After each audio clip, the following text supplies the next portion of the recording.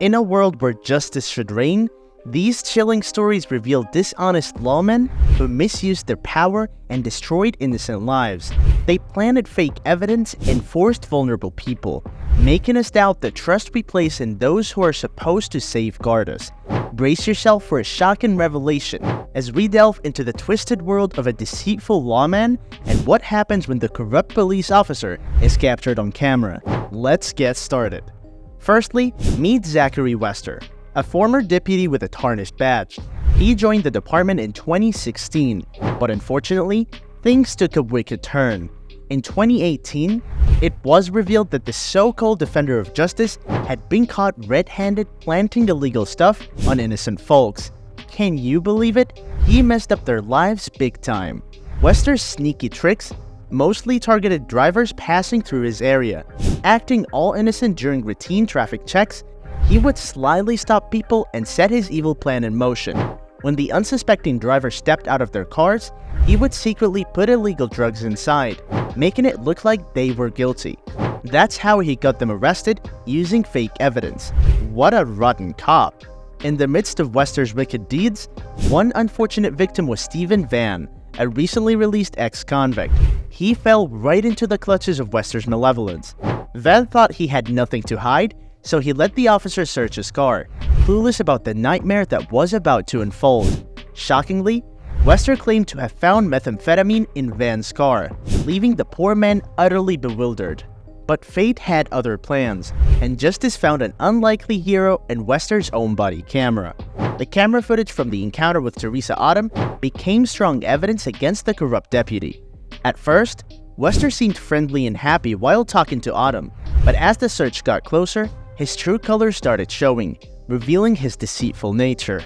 With a nod from Autumn, Autumn obediently stepped back from her car, unaware of what was about to unfold. Little did she know, Wester had a devious plan up his sleeve. However, fate had a different plan for him. In a twist of events, Wester's body camera secretly recorded a moment that would seal his destiny. In a quick and incriminating glimpse, a small bag appeared in Wester's left hand, the very same bag the latter claimed to have found with a spoon in Autumn's car. The prosecution argued that this was undeniable evidence of Wester's dishonesty, while he strongly denied any wrongdoing, insisting on his innocence. The weight of Wester's wrongdoings crashed down on him as he faced a staggering 67 charges. These charges ranged from serious offenses like racketeering and falsifying evidence to false imprisonment and possessing controlled substances. Wester pleaded not guilty to all counts, maintaining his innocence throughout the trial. However, after a grueling 5 days in court, and with numerous witnesses exposing Wester's malicious act, the jury reached a verdict. Out of the 67 charges, Wester was found guilty on 19 counts, which included the unjustified arrests of Stephen Van and Teresa Autumn. It was a moment of reckoning where justice finally prevailed. In July 2021, the corrupt officer received his punishment, a strong condemnation of his actions. Wester was sentenced to serve 12.5 years in a state prison, behind its impenetrable walls. His confinement serves as a stark reminder that those who abuse their power, especially those entrusted with protecting and serving the people, will face consequences for their actions. Moving next, in the peaceful town of Monroe County, Georgia, a shocking incident unfolded, leaving the local police force in a state of disrepute. Bill Miller, an officer with a long tenure in the Georgia Police Department, saw his career come crashing down due to a series of despicable actions caught on record. The unfortunate chain of events began in April 2018 when Miller, working as a sheriff's deputy, arrested Ashley Roberts for DUI and possession of methamphetamine. A few weeks later, Miller made a sinister move by contacting Roberts and asking her to meet him in a parking lot. Little did he know that Roberts had cleverly activated her cell phone's voice recorder to expose his misconduct. Abusing his authority, Miller tried to coerce Roberts into compromising situations, falsely promising to help her resolve her charges in exchange for inappropriate favors.